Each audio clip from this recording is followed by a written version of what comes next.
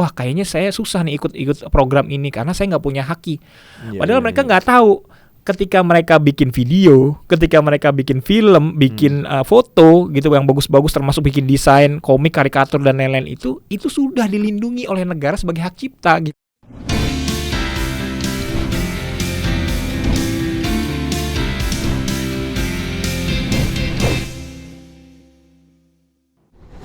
Halo Sobat Bisnis, di mana saja Anda berada, apa kabar semuanya? Semoga dalam keadaan sehat semuanya. Di tengah pengendalian COVID-19, kita berharap kita terus sehat, tetap menerapkan protokol kesehatan. Dan ingat, semisal Anda semua di rumah sedang merasa tidak enak, jangan lupa untuk screening melalui antigen atau tes serupa. Ya, siang hari ini bagi Sobat Bisnis semua, kita kembali ke Podcast Talks. Ada dua hal tentang hak kekayaan intelektual yang lagi rame, yang sedang hangat-hangat dibahas. Pertama soal Citayam Fashion Week, dan yang kedua lahirnya Peraturan Pemerintah Nomor 24 tahun 2022 tentang ekonomi kreatif.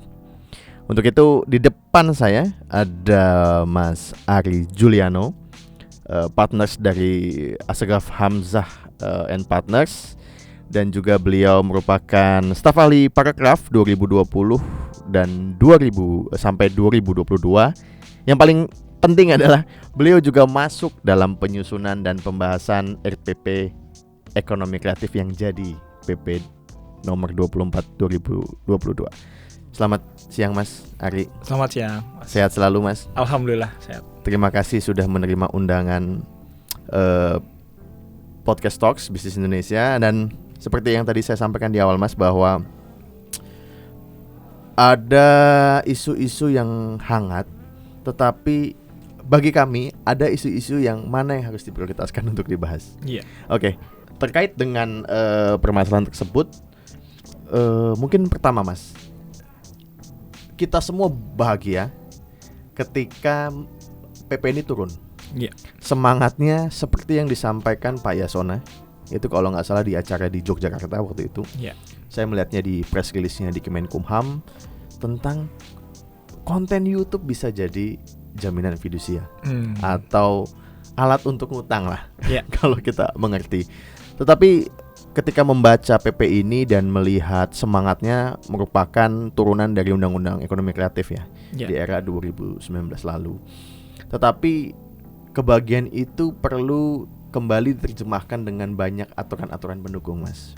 Ya, masih banyak pekerjaan rumah sampai 1 tahun ke depan. Betul. PP ini berlaku. Ya. Mas Ari, untuk pembuka dulu. Ini kan kalau undang-undang tentang haki ini sudah mulai dipacu menurut saya sejak 2014 lah. Iya. Mungkin di waktu itu ada paten, ada hak cipta ya Mas ya. Iya. Saya review sedikit, di era 2017-2018 kita diramaikan dengan PP paten Mas. Oke. Soal farmasi itu ya. Iya, iya. Sekarang ini turunan untuk kekayaan intelektual. Mas Ari, ini cerita sedikit mengenai perjalanan panjang pembentukan PP Ekonomi Kreatif Mas. Silakan Mas. Iya. Jadi memang tadi disampaikan juga bahwa sebenarnya kalau haki sebagai jaminan itu isunya tuh sudah mulai muncul sejak ketika undang-undang hak cipta dan undang-undang paten itu diterbitkan, yang mana di sana disampaikan bahwa hak cipta dan paten itu dapat dijadikan jaminan fidusia. Itu kalau nggak salah sekitar tahun 2014 ya. Nah, cuma memang pada saat itu ketika ketentuan tersebut dipraktikkan di lapangan ternyata mengalami banyak tantangan nih. Salah satunya karena memang peralatan penunjangnya kalau menurut saya memang, atau peralatan pendukungnya itu belum ada atau belum lengkap. Salah satu contohnya adalah soal valuasi. Jadi pada saat itu ketika misalnya teman-teman itu mau mengajukan hak ciptanya sebagai jaminan fidusia dan juga kepada dan juga patennya itu selalu ada pertanyaan, ini cara valuasinya bagaimana?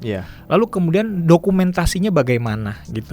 Lalu kemudian nanti ke depannya lagi bagaimana kemudian soal administrasinya gitu. Jadi waktu itu banyak pertanyaan sebenarnya yang menurut saya itulah yang disebut pranata pendukungnya gitu, yang belum siap pada saat itu.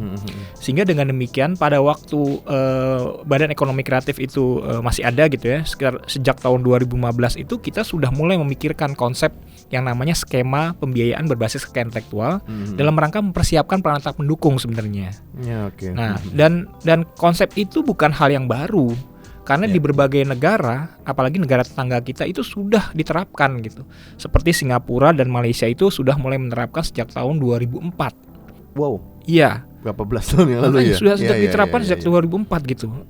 Oleh karena itu memang ini kita berusaha mengejar ketinggalan sebenarnya skema ini gitu. Sehingga pada akhirnya waktu itu ketika Bekraf sudah mulai mengkonsep dan lain-lain sampai akhirnya keluarlah istilah skema pembiayaan berbasis kekayaan intelektual itu dalam Undang-Undang Ekonomi Kreatif yang terbit tahun 2019 pada saat itu gitu. Di mana memang masih dibutuhkan peraturan pemerintah untuk mengatur lebih lanjut. Nah, barulah kemudian saat itu pembahasan dan penyusunannya diambil alih oleh Kemenparekraf sebagai lembaga yang menindaklanjuti pekerjaan dari Bekraf pada saat itu. Dan pada akhirnya di mana saya juga terlibat dalam penyusunan dan pembahasannya gitu secara intensif dengan berbagai lembaga termasuk dengan OJK, Kemenkeu dan lain-lain itu sampai akhirnya bisa yang seharusnya sebenarnya PP itu kan 2 tahun terhitung sejak diterbitkannya Undang-Undang Ekonomi Kreatif. Namun karena memang pembahasannya sangat intensif dan juga sangat mendalam sekali, baru bisa diterbitkan tahun 2002 itu melalui PP nomor 24 tahun 2002 tersebut. Iya. Dan sebanding nggak Mas proses panjang itu dengan respon publik nih, baik pro dan kontra ya? Kira-kira memang respon itu sudah kayaknya bakal seperti ini nih ketika memang pertanyaan publik akhirnya muncul gitu. Iya. Jadi sebenarnya ketika kita pertama kali pun mengeluarkan isu ini tahun 2015 gitu oleh Bekraf pada saat itu, publik dalam hal ini pelaku ekonomi kreatif menyambut baik gitu. Dalam artian mereka memang butuh gitu, yang butuh segera. Cuma memang ketika karena itu masih konsepnya masih mengawang-awang gitu, sehingga sekali lagi waktu itu pertanyaan publik masih seputar bagaimana cara mengevaluasi, administrasinya bagaimana dan lain-lain, khususnya dari pihak perbankan, dari pihak pelaku seperti notaris, praktisi hukum dan lain-lain. Nah, seperti itu sebenarnya gitu. Memang itu menjadi pertanyaan dasar akhirnya Mas. Yes, betul. Dan setelah produk hukum ini keluar dan mungkin saya cermati di pemberitaan kami di bisnis.com, yang paling pihak berkenaan mengenai jaminan ini adalah perbankan Mas. Dan kita lihat ada beberapa, OJK sudah berkomentar, lalu Bank Himbara, lalu bank swasta terbesar, salah satu terbesar juga komentar gitu. Intinya masih menilai, melihat, dan bahkan BCA secara firm bicara bahwa sekarang mungkin kalau melihat kondisi ini tidak akan menjadikan KI itu sebagai jaminan utama. Respon ini saya pikir respon yang sudah dipikirkan atau diobrolkan waktu pembahasan itu Mas. Nah, apa pekerjaan rumah kita sekarang Mas kalau Mas lihat ini? Ya, memang pada akhirnya memang perlu banyak sosialisasi satu tuh pasti ya. Jadi artinya publik perlu memahami secara utuh bagaimana PP ini bisa diimplementasikan. Jadi jangan sampai keluar isu-isu yang maksudnya seolah-olah menggampangkan dan pada akhirnya menjebak justru publik untuk menggunakan PP ini nantinya. Nah, ke depan memang masih banyak beberapa PR yang memang diberikan waktu 1 tahun tersebut sebelum berlakunya gitu ya. Antara lain misalnya Kemenparekraf itu memang nanti perlu menyiapkan bagaimana ada platform pendaftaran penilai KI sesuai dengan undang-undang juga, sesuai dengan PP-nya, lalu kemudian nanti harus ada pencatatan pembiayaan skema bagi pelaku ekonomi kreatif biar didata tuh siapa aja yang udah mendapat pembiayaan tersebut. Lalu kemudian perlu membentuk BLU, Badan Layanan Umum, sebagai nanti juga satu vehicle-nya, kendaraan untuk menyalurkan skema itu. Dan kemudian Kemenkumham juga perlu menyiapkan akses data publik terhadap KI yang sudah dijadikan objek jaminan, sehingga publik bisa meriksa, melakukan pengecekan siapa sih yang udah dijadikan jaminan gitu. Baik itu untuk nantinya untuk bisa meraih kepercayaan dan juga untuk sebagai valuasi juga nanti. Lalu tentu saja dari pihak OJK sendiri kalau menurut saya juga perlu menindaklanjutinya dengan menggunakan peraturan yang lebih teknis berkenaan dengan pengakuan bahwa haki dapat dijadikan jaminan. Karena selama ini memang walaupun OJK itu dalam beberapa kesempatan menyampaikan bahwa haki dapat dijadikan jaminan loh, itu benar secara teori gitu. Namun tidak ada peraturan OJK yang mencantumkan secara tegas haki sebagai jaminan. Padahal beberapa objek-objek seperti resi gudang gitu misalnya, itu masuk dalam peraturan OJK untuk jadikan jaminan gitu. Nah ini kan berarti hal yang menarik, harusnya walaupun sudah sejak 2014 itu haki dapat jadikan jaminan fidusia misalnya, tapi kenapa belum masuk ke peraturan OJK? Itu satu. Yang kedua, tentu saja prosedur yang bisa menjadi guidance bagi lembaga-lembaga di sektor keuangan, jasa keuangan gitu, perlu juga diatur oleh OJK. Sehingga nanti ada keseragaman di lembaga perbankan maupun non-perbankan tersebut ketika mereka mau mengimplementasikan skema tersebut. Nah ini kita bicara tentang prosedur internalnya ya, seperti itu gitu. Itu di pihak OJK. Dan satu lagi di Kementerian Keuangan sebagai pembina dari profesi penilai publik dalam hal ini yaitu profesi yang selama ini telah melakukan penilaian-penilaian terhadap aset tangible, aset-aset nyata gitu ya.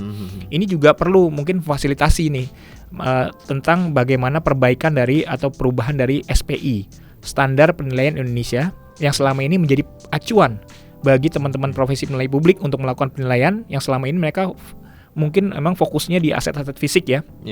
Nah, perlu ditambahkan tuh di SPI-nya nanti ada materi khusus tentang KI dan metode valuasinya. Dan sekaligus untuk upgrading nih. Jadi mereka perlu melakukan semacam pelatihan atau diklat gitu untuk meningkatkan kompetensi supaya bisa menilai KI tadi. Oke.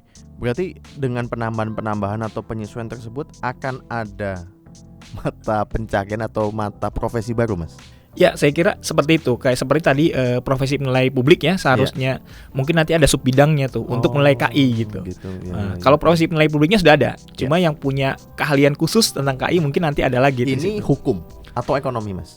Kalau melihat dari yang kalau saya lihat di bawah Kementerian Keuangan itu bebas sebenarnya. Yang penting mereka telah mengikuti diklat dan juga lulus ujiannya. Untuk profesi penilai publik tersebut. Gitu. Yang kedua nih kan kalau di saham, Mas, perusahaan mau IPO kan ada underwriter itunya. Nah ini juga ada ya penilainya dari sisi baik dari sisi perbankan atau dari sisi konsultan hakinya perlu memiliki ini nggak sih, Mas? Untuk misalkan nih saya punya mungkin dari film ya. Ini nih kayak gini nih, kira-kira segini lah valuasinya, yuk kita daftarkan. Nah itu tuh ada pekerjaan baru atau sudah menempel kalau dari sisi konsultan, Mas? Ya, kalau kita lihat sebenarnya ini di profesi di dalam PP tersebut gitu ya, untuk memvaluasi khususnya satu, itu memang ada dua lembaga ya tanda kutip. Yang pertama profesi penilai KI tadi, yang mana mereka akan melakukan penilaian secara independen. Dan yang kedua di dalam lembaga perbankan itu sendiri gitu ya, sebenarnya ada namanya panel penilai KI. Gitu. Ya, panel penilai KI ini sebenarnya fungsinya sama dengan yang sudah ada selama ini, yaitu komite kredit sebenarnya. Komite kredit itu kan sebenarnya menilai permohonan kredit gitu, dinilai di komite ini lalu nanti disetujui atau tidak kan seperti itu gitu. Nah, ini panel penilai KI ini sebenarnya bekerja seperti itu. Cuma yang dinilai ada permohonan-permohonan dari orang yang mau menjaminkan hakinya untuk mendapatkan pinjaman. Ketika semuanya sudah ada, Mas, infrastruktur. Lebih cepat mana yang mencairkan aset tanah mengenai sertifikat atau pakai haki nih? Ketika prosesnya ada sama-sama apple to apple ya? Waktunya akan lebih lama. Gimana bisnis prosesnya bakal seperti apa? Ya kalau saya sih ngelihatnya gitu, karena memang ini hal yang baru gitu, yang semuanya masih pada belajar gitu ya. Maka memang untuk saat ini mungkin memang masih aset fisik ya. Untuk aset fisik yang masih jadi idola favorit lah bagi lembaga perbankan gitu ya. Cuma ke depan kalau saya lihat ketika semua orang mungkin sudah memahami gitu ya, dan juga proses valuasi itu menjadi hal yang wajar dan terus-menerus ada pembelajaran gitu ya. Ke depan saya pikir juga karena potensinya haki juga besar, mungkin akan jadi favorit juga haki gitu. Seperti selama ini semua orang kalau saya lihat gitu ya, anak-anak muda yang bisa akhirnya mendapatkan penghasilan atau manfaat ekonomi yang besar itu kan sebenarnya dari haki mereka. Gitu. Bukan karena mereka punya pabrik atau punya rumah atau punya mobil, enggak. Tapi karena kreativitas mereka. Berupa apa? Berupa foto-foto, video mereka gitu. Desain dan segala macam. Jadi sebenarnya yang bernilai justru itunya mereka gitu. Ya, kalau bicara itu kan kita ada 17 ya, Pak. 17 subsektor ya, undang-undang lalu diturunkan. Nah, mungkin yang paling gampang kita terjemahkan ini kuliner ya, salah satunya. Ada kuliner, ada desain. Desain ini kan spektrumnya agak banyak ya, Mas ya. Terus atau konten nih, video ya, konten, video betul. film gitu. Lalu Pak Yasunakman bilang, nah kalau saya melihat yang industrinya sudah terbentuk kan seperti musik. Iya. Nah, mungkin kita masuk ke sektor masing-masing nih. Oke. Kalau musik itu bakal seperti apa, Mas? Bagaimana saya sebagai kreator, musisi menjaminkan karya saya? Itu gimana? Iya. Nah, memang ini musik justru jadi contoh yang bagus sekali gitu ya. Karena sudah berjalan sistemnya. Contohnya begini, kalau misalnya kita tahu bahwa kalau misalnya tempat-tempat publik itu ketika memutar lagu, sebenarnya kan harus bayar royalti kepada LMKN, Lembaga Manajemen Kolektif Nasional. Begitu royalti dikumpulkan, nanti LMKN ini dalam periode tertentu, biasanya 1 tahun sekali, akan memberikan royalti tersebut kepada musisi yang berhak. Nah, setiap tahun itu bisa jadi itu ada nilai yang sebenarnya rata-rata gitu. Jadi mungkin musisi A ini setiap tahunnya mungkin akan mendapatkan nilai 100 juta setiap tahun gitu misalnya.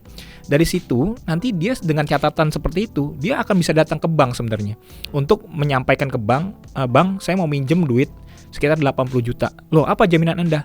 Jaminan saya adalah hak tagih saya atas royalti ini yang setiap tahun rata-rata 100 juta. Jadi saya punya tuh hak tagih itu setiap tahunnya. Rekaman itu cukup ya, Mas? Data itu cukup. Karena memang selama ini bank itu menilai dari catatan keuangan kita kalau memberikan pinjaman gitu. Nah, di sanalah kemudian ketika itu dijadikan ke bank meriksa, oh bener nih memang setiap tahun dia rata-rata dapat 100 juta nih royaltinya.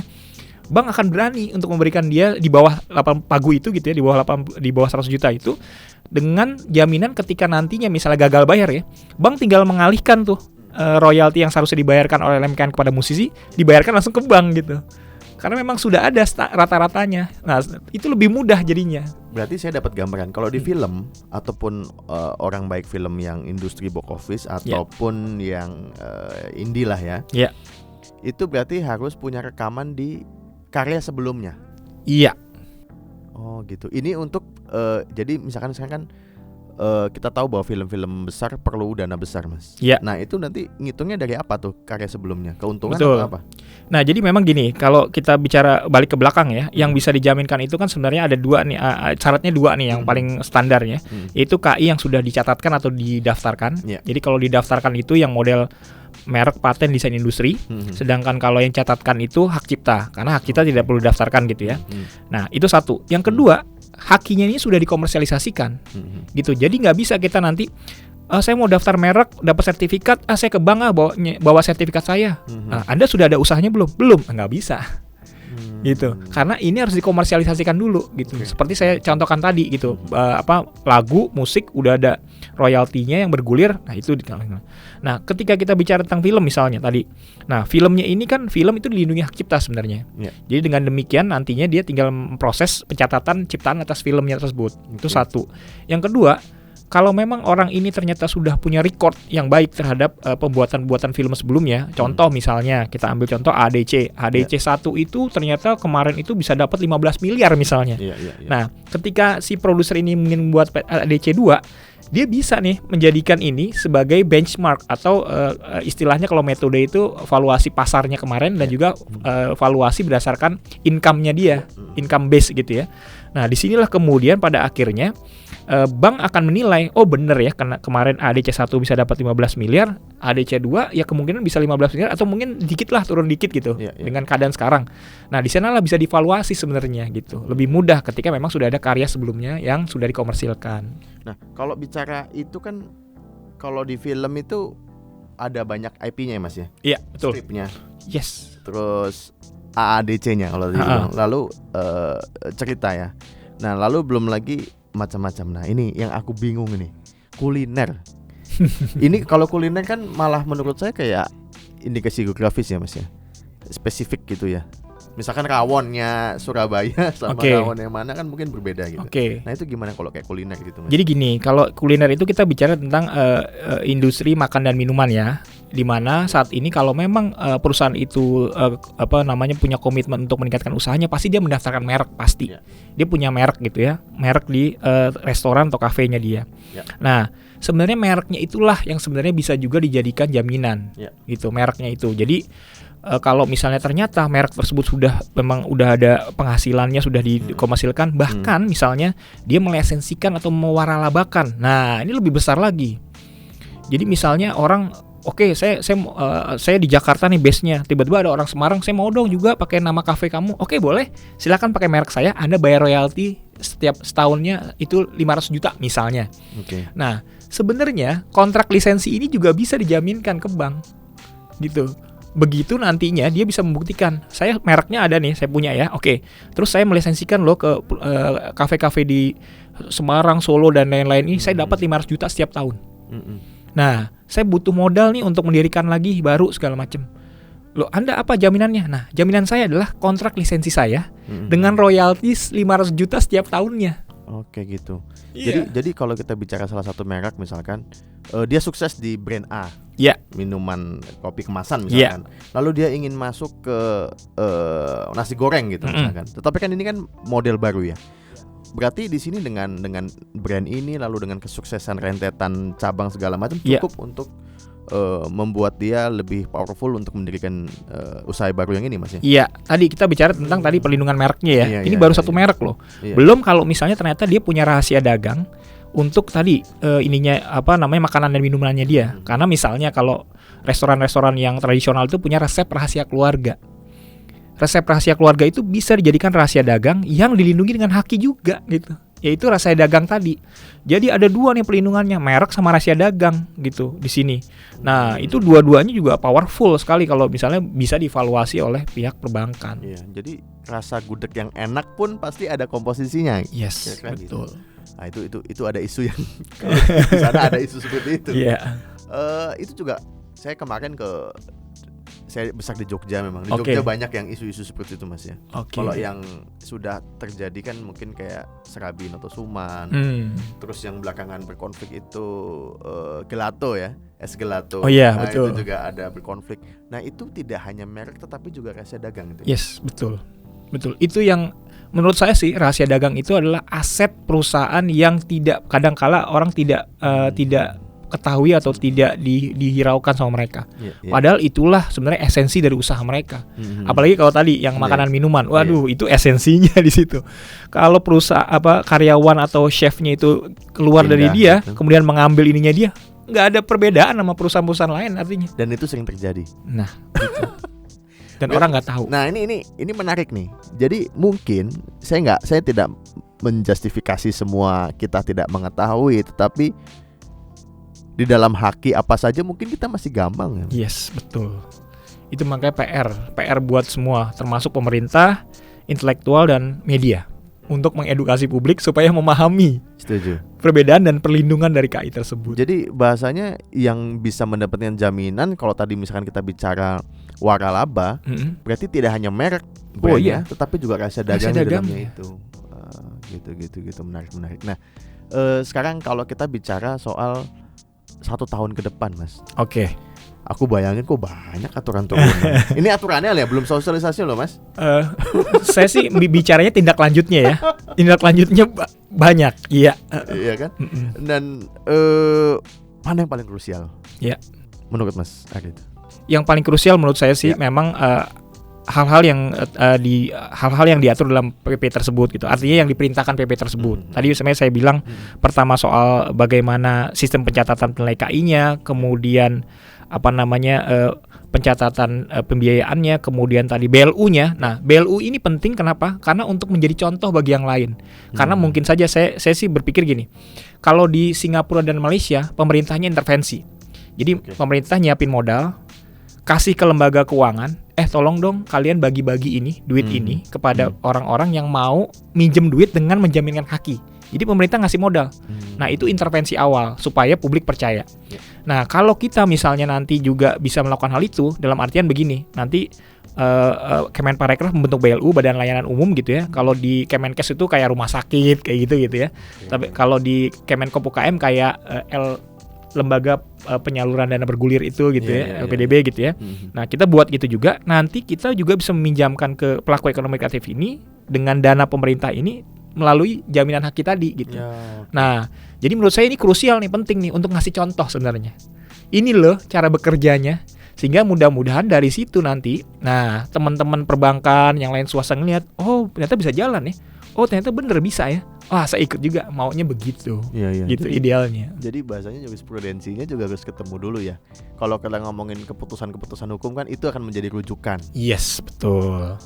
Ada preseden lah gitu ya, ada preseden. Jadi kita bisa ngasih tahu ke mereka gitu, bisa jalan kok, jangan takut gitu loh. Maunya kayak begitu. Kayak gitu. Dan kalau dari diskusi ini yang untuk, karena sudah menurut saya kemarin perbankan sudah langsung merespon dengan cepat. Yeah. Nah sekarang dari sisi pelakunya. Oke. Pelakunya kan bisa banyak nih Mas. Mulai dari awarenessnya dia. Iya. Apakah saya sebagai desainer arsitek langsung mendaftarkan itu? Oke. Hak cipta ya Mas ya kalau desain arsitek seperti itu. Iya. Gini, kalau misalnya seni gambar itu seperti itu gitu ya, itu masuk hak cipta. Okay. Tapi kalau udah bentuk 2 atau 3 dimensi yang akan dia perbanyak segala macam, itu desain industri nanti. Desain industri. Iya. Gitu. Nah,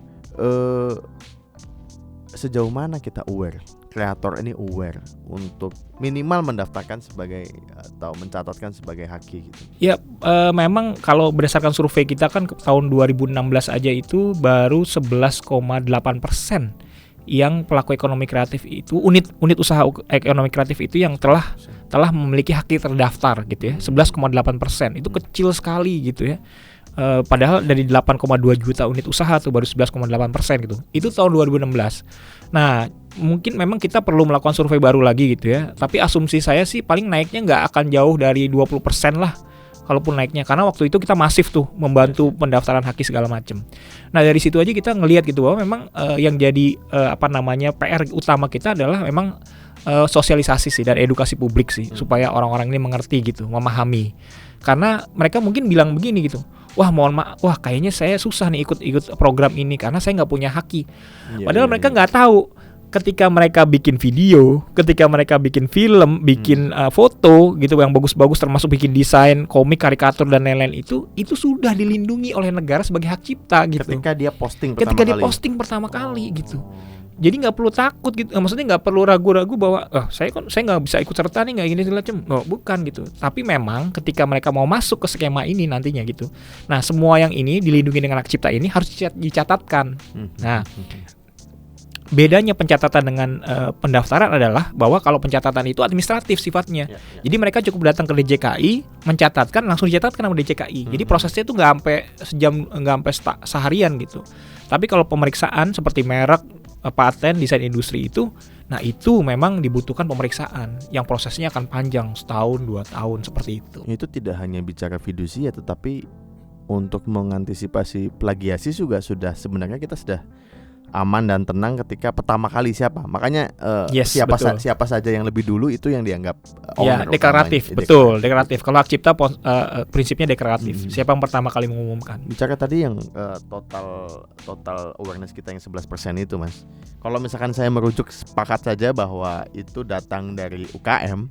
UKM menurut data yang saya himpun dari Bisnis Indonesia ID, Data Indonesia ID dari Kementerian Koperasi dan UKM itu 65 juta. Jadi hanya 12 juta lah kan. Kalau tadi target optimis Mas Ari. Nah, ini kan jalan panjang. Mungkin ya kita nonton yang dari negara-negara tetangga aja deh, yang enggak usah jauh-jauh. Malaysia atau Singapura itu yang sudah mungkin belasan tahun ya, lebih dari 10 tahun menerapkan. Tentu mereka juga di awal-awal gagap juga pasti. Nah, melihat dari proses yang terjadi di tempat mereka Mas.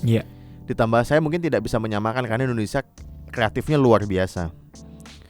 Dispute kita mengenai wayang segala macam di dunia juga, batik juga rame banget. Nah, tahapannya gimana sehingga kita sampai ekosistem haki ini benar-benar sempurna sih Mas? Oke, kita bicara tentang implementasi skema ini ya, gitu ya. Pertama jelas edukasi publik. Ini harus masif menurut saya, dijalankan secara masif, baik oleh pemerintah, intelektual, dibantu oleh media. Karena kita nggak pengen, maksudnya gini, kita ingin sekali media juga bisa memberikan edukasi publik yang benar terhadap publik. Jadi jangan sampai nanti media mengeluarkan statement, bagaimana cara mempatenkan merek gitu. Padahal paten dan merek dua hal yang berbeda gitu. Nah ini kan artinya benar-benar bisa membingungkan publik bagaimana edukasi tersebut gitu. Kedua, menurut saya perlu intervensi dari pemerintah berkenaan dengan penyediaan dana dulu. Itu paling penting. Dalam artian bahwa nggak bisa kalau dibiarkan swasta itu percaya aja gitu dengan sistem ini bisa berjalan dengan baik tanpa ada campur tangan pemerintah gitu. Pasti karena kalau saya lihat memang di pihak perbankan kenapa keluar statement-statement yang diterima itu gitu ya. Itu karena mereka menerapkan prinsip kehati-hatian. Uang saya harus hati-hati, makanya ya saya jaga-jaga. Mohon maaf kalau memang belum ada terbukti ininya, saya nggak mau ikut gitu. Seperti itu gitu ya. Tapi beda dengan yang dilakukan oleh Singapura dan Malaysia misalnya. Pemerintahnya tahu, iya betul, swasta mungkin nggak percaya nih.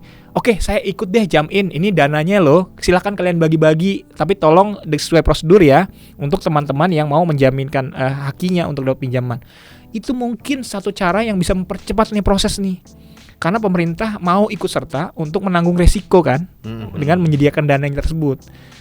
Bukan dana 100% swasta gitu maksudnya dalam hal ini. Nah, itu mungkin yang akan mencepat tuh proses itu. Ini berarti konsepnya sama seperti KUR lah ya kira-kira ya. Betul.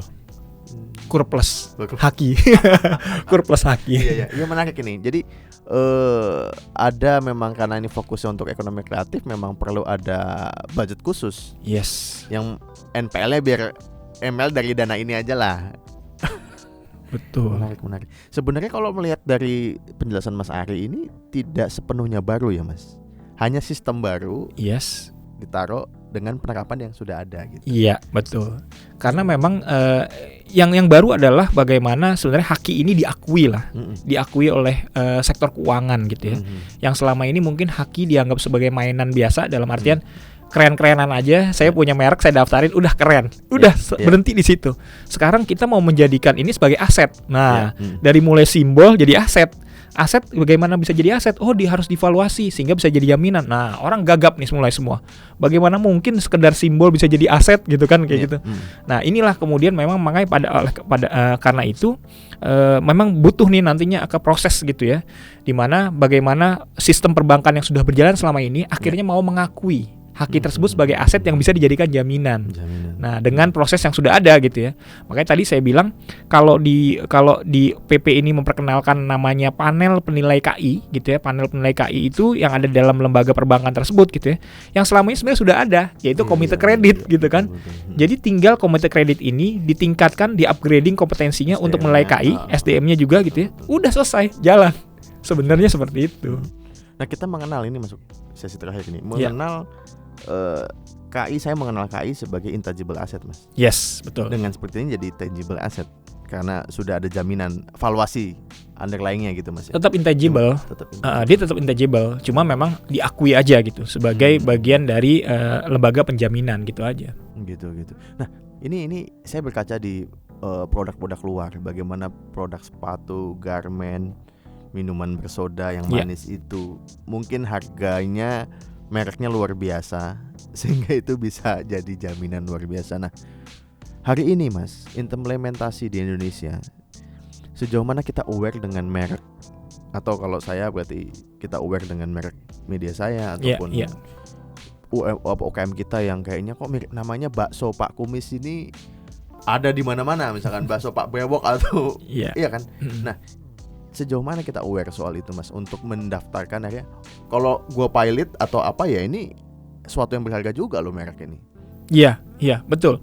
Itulah mengapa kemudian memang ya tadi saya bilang bahkan praktisi hukum sendiri gitu ya, kalau memang dia tidak mendalami haki, dia nggak paham tentang bagaimana bernilainya KI tersebut gitu. Ya misalnya kita ambil contoh lah, misalnya perusahaan-perusahaan yang misalnya dipilotkan gitu kan, yang sedang dalam proses kepilotan gitu. Kan yang dinilai kebanyakan aset-aset fisiknya kan, mobil, rumah, segala macam gitu. Begitu bicara tentang haki, seolah-olah tuh haki ya tempelan gitu, yang tidak ada nilainya sama sekali. Padahal kita tahu banyak perusahaan-perusahaan yang besar karena justru brandnya dia. Gitu. Maksudnya merek-mereknya dia segala macam yang harusnya merek-merek tersebut juga bisa divaluasi gitu.